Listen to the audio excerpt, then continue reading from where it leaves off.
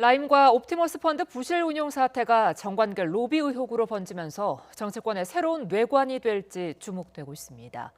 내일 정무위와 법사위 국정감사에서 야당은 관련 의혹을 집중 제기할 예정인 반면 여당은 검찰 수사를 지켜보자며 맞설 것으로 보입니다. 김대근 기자입니다. 1조 2천억 원대 펀드 자금을 부실 채권 인수와 펀드 돌려막기 등에 사용해 막대한 피해를 입힌 옵티머스 펀드 사기 사건.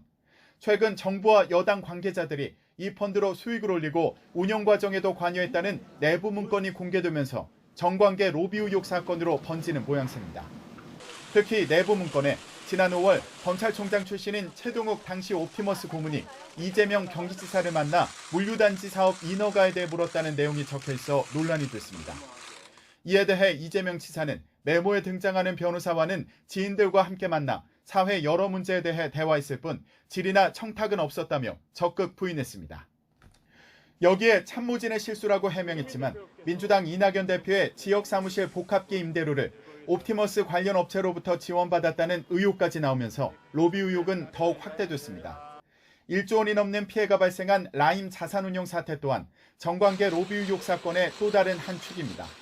사건 핵심 인물인 김봉현 전 스타모빌리티 회장이 강기정 전 청와대 정무수석에게 로비 목적으로 5천만 원을 줬다는 폭탄 발언까지 나온 상태입니다. 강 전 수석은 개인을 넘어 문재인 대통령과 현 정부에 대한 흠집내기라며 법적 대응을 예고했습니다. 이미 김 전 회장의 로비 의혹 대상으로 지목된 기동민 의원 등 여권 정치인 4명이 검찰에 소환 통보돼 민주당은 바짝 긴장하고 있습니다. 검찰의 철저한 수사를 촉구한다면서도 확인되지 않은 의혹이 많다며 당 차원의 입장을 밝히는 건 조심스러워하는 분위기입니다. 하지만 국민의힘은 라임과 옵티머스 두 의혹 사건을 대표적인 권력형 비리로 규정했습니다. 해당 수사팀이 관련 의혹을 일찌감치 파악하고도 윤석열 검찰총장에게 제대로 보고조차 하지 않았다며 전형적인 부실 수사라고 지적했습니다.